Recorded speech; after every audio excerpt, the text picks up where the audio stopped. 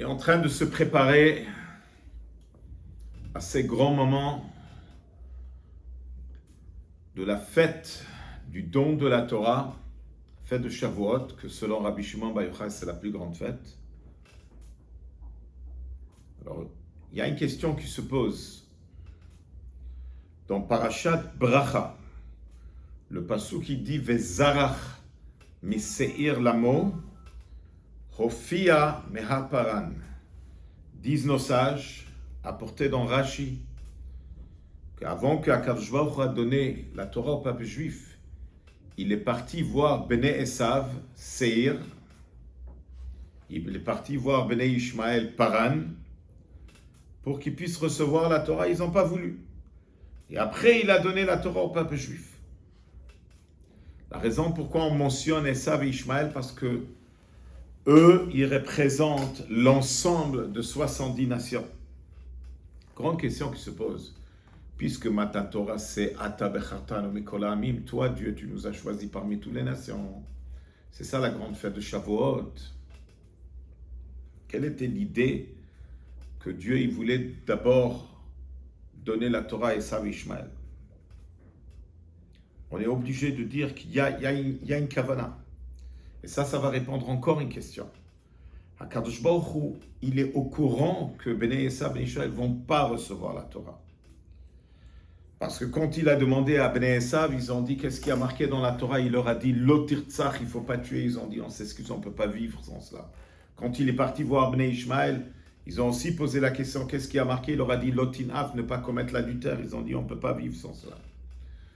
Donc HaKadosh Baruch Hu, il savait ce qu'ils vont répondre. Quelle était l'idée d'aller leur proposer quand il sait ce qu'ils vont répondre? Alors il y a cette explication, Hachem il est parti parce que il ne voulait pas que les goïms après viennent critiquer « Ah, pourquoi nous, on n'a pas reçu la Torah ?» Mais cette explication, elle est là juste pour dire que Hachem, il est parti pour ne pas qu'il se plaigne. Mais HaKadosh Baruch Hu, il est émet. Il doit avoir une raison plus profonde pourquoi Hachem, il est parti les voir. Une fois, le rabbi, dans un Fabringen de Simchat Torah, il a expliqué, il a dit, à l'arrivée de Mashiach, le monde, il va changer. C'est marqué que toutes les nations vont changer. Azef ochelamim safabrura, likrokulam beshem Hashem ou lovdo shechem echad.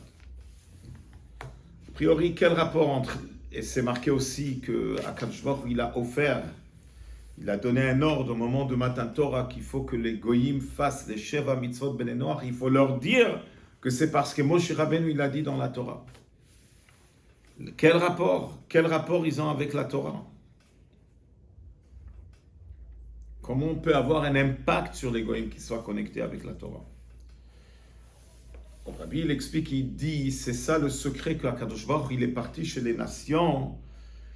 Cette proposition pour recevoir la Torah, même s'ils ont refusé, mais ça a fait un changement, un impact que quand le juif il va venir proposer aux goïms de faire les Sheva Mitzvot, ils vont accepter. Et ça, il y a une histoire qui est arrivée dans les débuts des années 80. Il y avait un monsieur qui s'appelle David Chase, qui était un grand millionnaire. Et lui, le rabbi, lui a écrit une fois une lettre que normalement on ne peut pas demander un cadeau pour l'anniversaire, mais le rabbi lui dit, je demande un cadeau pour mon anniversaire que tu prends sur toi, mettre les tefilines tous les jours. Et lui, il a répondu, oui, qu'il est prêt à le faire. Mais il voulait avoir 3 paires de tefilines, un pour la maison, un pour le bureau et un pour les voyages. Et il a dit que lui, il va payer pour, mais il veut recevoir du rabbi les 3 paires de tefilines. Alors ce David Chase, il a commencé à investir en Pologne. Une fois, il a voyagé dans un avion privé avec des gens de business, des Américains. La plupart, c'était des goyim. Quand c'est arrivé le lever du matin, il se levait, il a mis les tefilines et il les a mis dans l'avion. 4 ans sont passés, il a reçu un téléphone d'un goy. Il lui dit, quand je vis une personne importante comme toi, qui dirigent des grandes affaires et qui s'arrêtent en plein business d'affaires pour faire un acte spirituel, j'ai commencé à penser à soi-même. Est-ce que j'ai un but dans ma vie? Est-ce que je suis en train de vivre pour une raison importante? Est-ce que juste je donne ou je demande de soi-même? Je veux que tu saches que tu as changé ma vie et que tu as changé mon emploi de temps.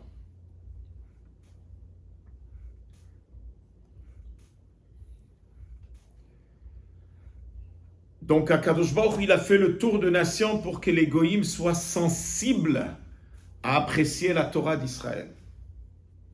Notre histoire, qui est arrivée, il y a un bakery à Yafo qui s'appelle Ma'afiyat Abulafia. Ça fait partie de cette vieille ville, ce bakery.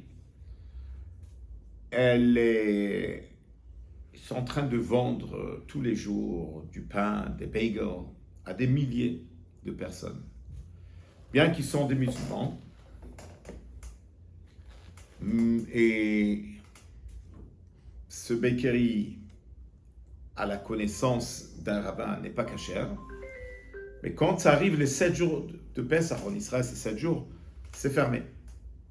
Quelle est l'histoire? Il y avait un rav qui s'appelle le rav Shlomo Zalman Strauber. C'est un chassid Vishnitz. Il habitait à côté de monsieur Saïd Abulafia. Strauber, il avait une grande tristesse quand il voyait des juifs qui allaient le jour de Pessah acheter du Hametz chez cette personne. Il est parti voir son voisin. Il lui a dit, regarde, ferme la place et moi je te paye tout ce que tu gagnes pendant ces 7 jours. Et comme ça a marché pendant 5 ans. Saïd il ferme et Strauber il paye.